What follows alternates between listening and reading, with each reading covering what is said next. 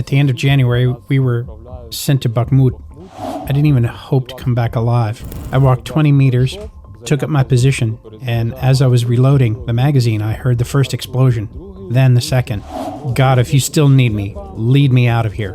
Only on one condition, though. I want to stay in one piece. If not, just leave me here. In that very second, as I was about to put on my helmet, a grenade hit my head. My life stopped right there. It was over in that grove. I've always been kind of a believer since childhood. I know about God's kingdom, about the heavenly kingdom, so I wasn't that much upset about my possible transition to the afterlife, so to speak. Moreover, my family is really patriotic on my mother's side, and all the men in my family were rooting for Ukraine's independence. They weren't part of any political parties. They always were against communism, against those idols. It must have been in my genes, and I guess they had their way, so I decided to join the army. Originally, when I chose to go fight, it was out of free will. Well, I spent almost a month working myself up for whatever the outcome might be, and the most important thing for me was either to return with all my limbs in place or not to return at all. I was betting that it was more likely that I wasn't coming back at all. I'm not a warrior at heart, and I wasn't drafted. Training didn't even come close to preparing us for battle or even give us half a chance at surviving. The war at the front is brutal and horrible. In December, we were still deployed in Kupiansk, and at the end of January, we received orders to deploy in Bakhmut. We were in a special unit that had nothing to do with infantry. We were sort of like reserves.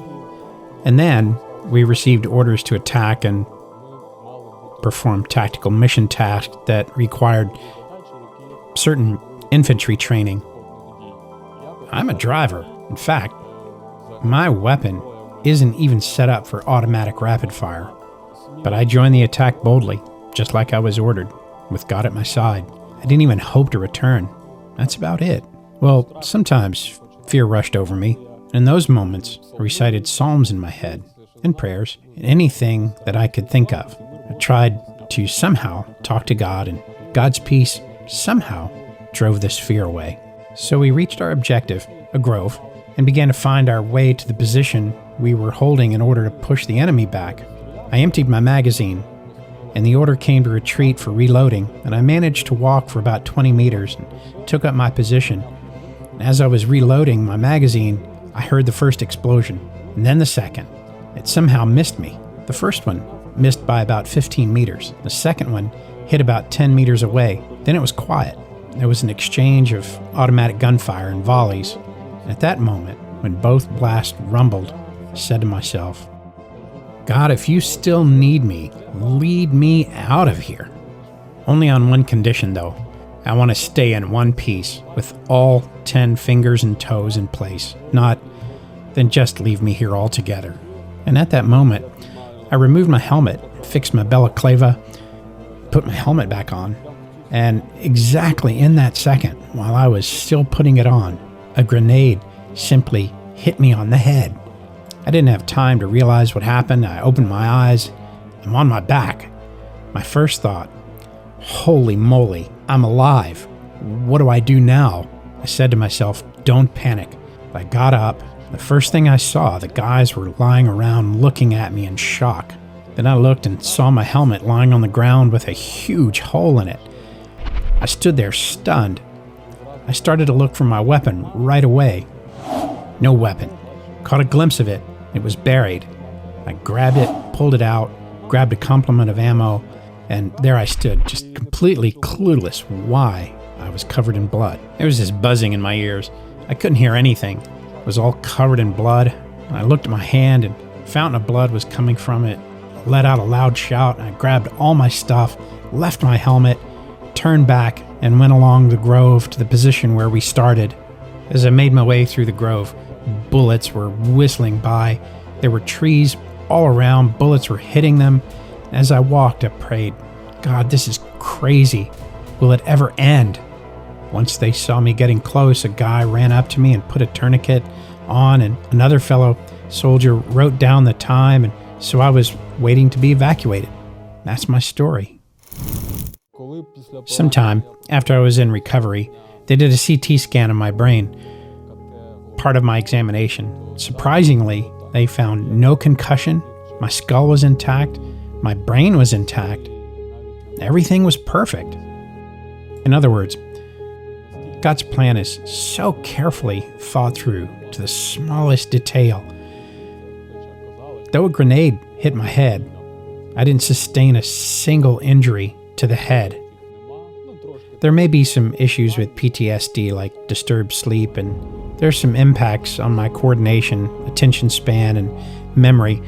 However, all these symptoms, they'll disappear over time, and I should make a full recovery. Everything's going to be okay. While we were still in operational training at boot camp, they just distributed ammo, tactical gear, body armor, and helmets. First thing I did was to write on my helmet Psalm 121, verses 5 through 8. Why? Well, I don't know. I know a couple of Psalms by heart, but for some reason, I really felt like writing it down, and it turned out that somehow God already knew why. This psalm says that the Lord is at your right hand, and it was exactly on my right hand that I was supposed to get these wounds.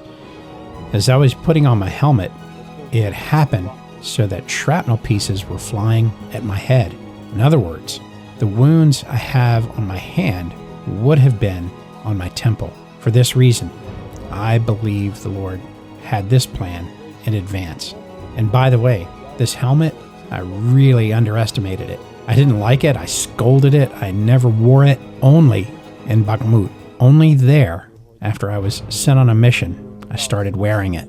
So, things we undervalue, sometimes they turn out to be vital. I believe my life ended there, in that grove.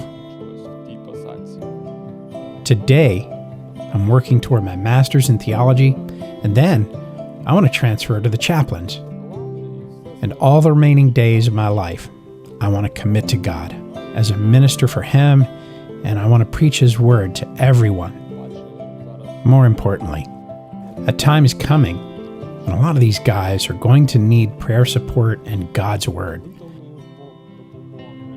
There's not enough of this kind of help. Oh, absolutely. It'll bring a greater benefit than me taking up a weapon. And by the way, the weapon I came to the unit with at that time, it had to be repaired. Safety lever didn't work, no magazine, and the guy said that the cartridge that was in the chamber was like charcoal, burnt to a crisp.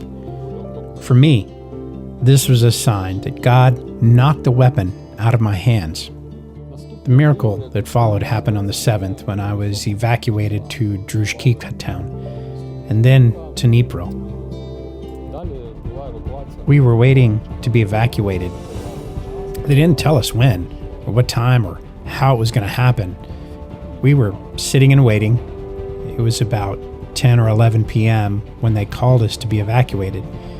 We had barely come out when they took down a drone, so we got into the car and left. The following day, on the 8th, a fellow soldier called me and said that the hospital in Druzhkivka, the exact same hospital, was hit by an S-300 modified surface-to-air missile. The hospital was destroyed.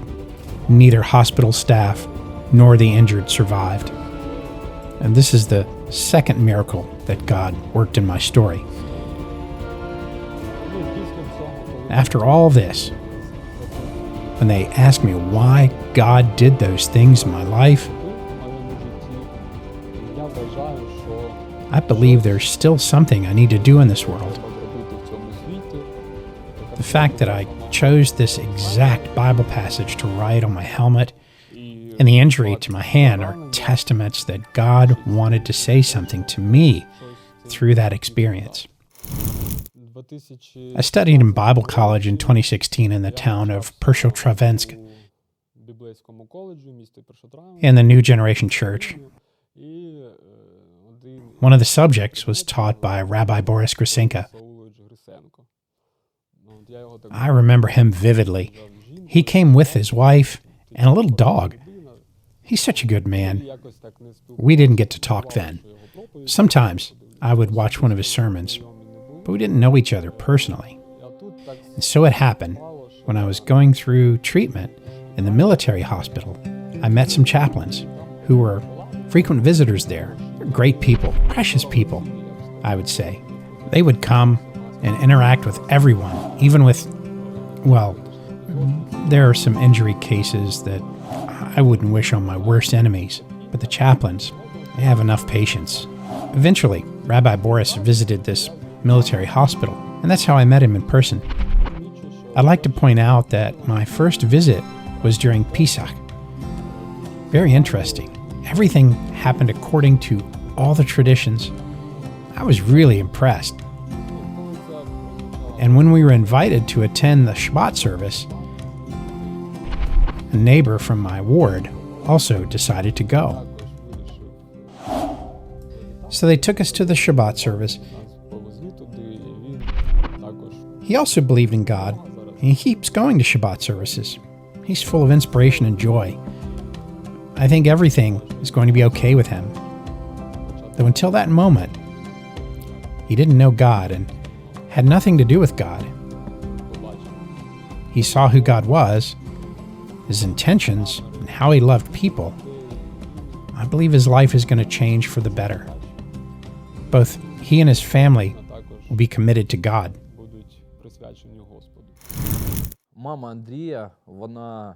Andri's mom is a believer.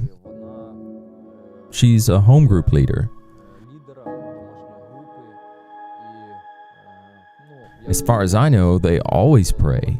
They pray for our warriors, for all those who help, for all those who are at the front line right now. And truly, a prayer of a mother, truly a prayer of a believer, as it is written, matters much. I believe that after this miracle, this actual exodus that God worked for him, I think his faith grew tenfold.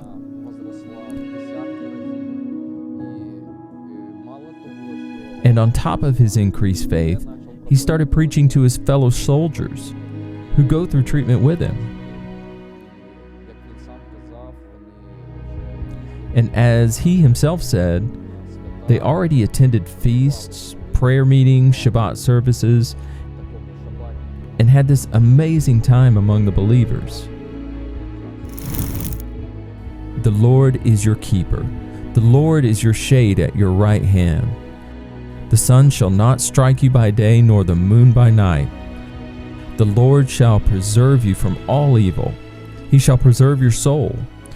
The Lord shall preserve your going out and your coming in from this time forth and even forevermore.